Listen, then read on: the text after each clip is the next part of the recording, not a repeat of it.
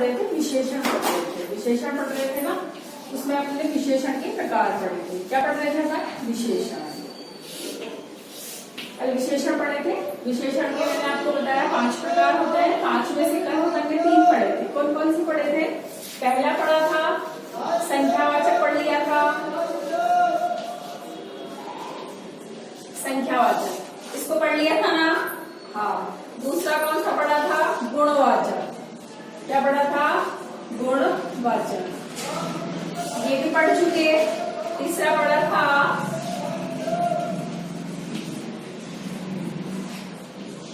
परिमाणवाचक। तीसरा परिमाणवाचक भी पढ़ चुके। अब कितने बचे? 2 और बचे अपने पास। चौथा बचता है संकेतवाचक।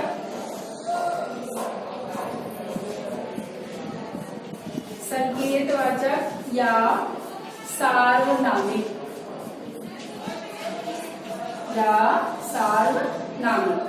सार्वनामिक के बाद एक और बचता है अपना व्यक्तिवाचक। क्या बचता है? व्यक्तिवाचक। ठीक है, ये 5 होते हैं विशेषण के प्रकार। विशेषण किसे कहते हैं? जो संज्ञा सर्वनाम की विशेषता बताते हैं उन्हें विशेषण कहते हैं। प्रविशेषण क्या होता है? जो विशेषण की विशेषता बताता है वो प्रविशेषण होता है। संख्यावाचक यानी संख्या के आधार पर। गुणवाचक यानी गुण, रूप, रंग, आकार के आधार पर। परिमाणवाचक यानी नाप तोल। ठीक है, अब ये पढ़ना है संकेतवाचक।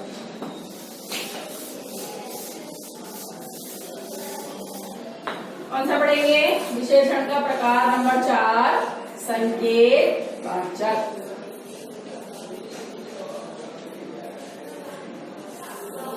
संकेतवाचक होते तो ये सर्वनाम है, होता तो ये सर्वनाम शब्द है, लेकिन संज्ञा की विशेषता बताते हैं।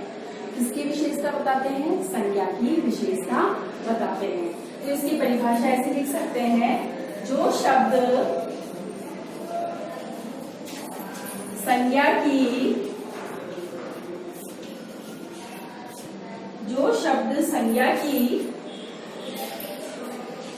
विशेषता,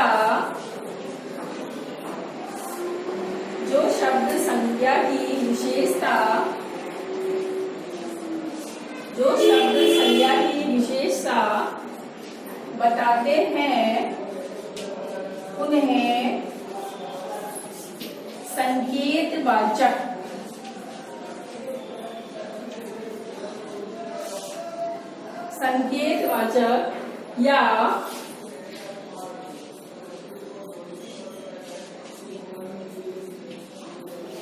संकेतवाचक या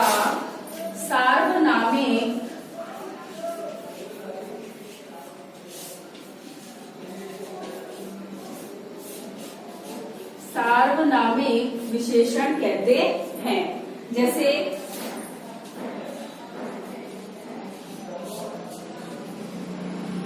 उस गेंद को लाओ, उस गेंद को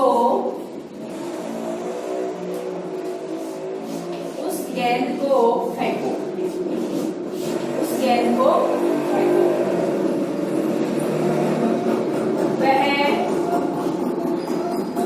जा रहा है। ठीक है, इशारा कर रहे हैं तो जा रहा है। उस गेंद को फेंको, यानी कोई चीज कहीं पर रखी हुई है, उसके लिए कह रहे हैं कि उस गेंद को फेंको, इशारा कर रहे हैं। संकेत है ना, जो शब्द संज्ञा की विशेषता बताते हैं उन्हें संकेतवाचक या सार्वनामिक विशेषण कहते हैं। जैसे उस गेंद को फेंको, वह जा रहा है। और संकेतवाचक जो शब्द होते हैं ना, वह होते हैं सर्वनाम।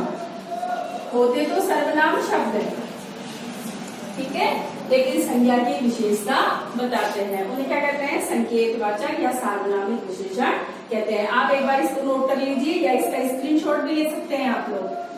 ठीक है, अगला पढ़ेंगे व्यक्तिवाचक विशेषण। पढ़ेंगे व्यक्तिवाचक विशेषण। 5वें नंबर का जो अपना विशेषण है वो है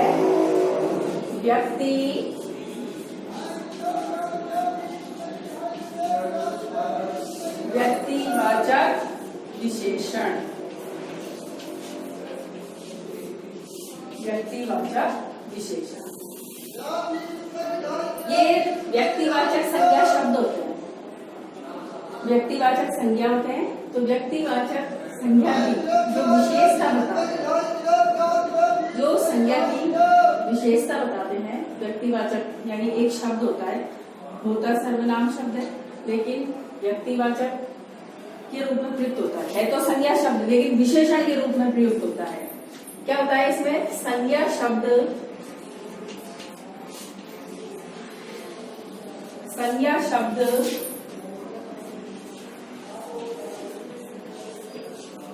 संज्ञा शब्द विशेषण के रूप में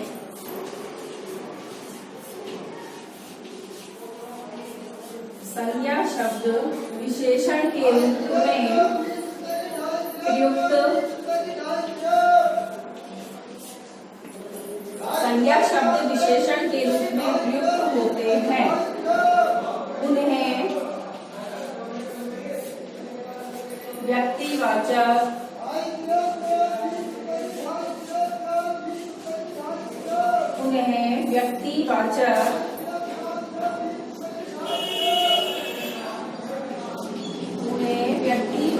विशेषण कहते हैं। ठीक है, उन्हें व्यक्तिवाचक विशेषण कहते हैं। जैसे बीकानेरी, बीकानेरी भुजिया, बीकानेरी भुजिया। अब बीकानेर शब्द है वो तो जातिवाचक संज्ञा में आ जाएगा। बीकानेरी अगर ध्यान से देखें तो ये क्या है? ये व्यक्तिवाचक संज्ञा है। ठीक है तो संज्ञा शब्द लेकिन किसके रूप में प्रयुक्त हो रहा है? विशेषण के रूप में। भुजिया तो भुजिया होती है, सब जगह की होती है। भुजिया जयपुर में बनती है, कोटा में भी बनती है और गाँव में बनती है, सब जगह बनती है। भुजिया तो भुजिया होती है, हम घर में बनाते हैं। लेकिन बीकानेरी जोड़ने से इसकी क्या हो गई? विशेषता प्रकट हो गई। ठीक है, जैसे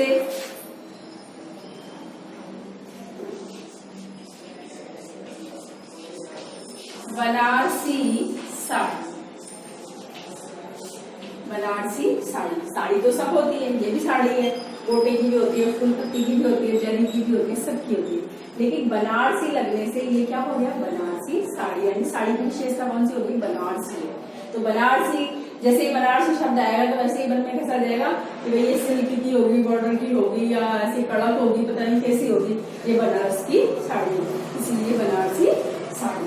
ठीक है, तो ये हो गया व्यक्तिवाचक विशेषण। आज अपने विशेषण कंप्लीट हो चुके हैं। अगला टॉपिक कल से स्टार्ट करेंगे और इसका जो विशेषण का जो पीडीएफ है आपको गृह कार्य के रूप में, आपको पीडीएफ के रूप में प्राप्त हो जाएगा। ठीक है, आप इसका स्क्रीनशॉट ले सकते हैं, आप इसका स्क्रीनशॉट ले लीजिए। ले लिया होगा आपने। अब एक बार मैं आपको रिपीट कर देती हूँ बोल करके, एक बार बोल करके मैं आपको रिपीट कर देती हूँ।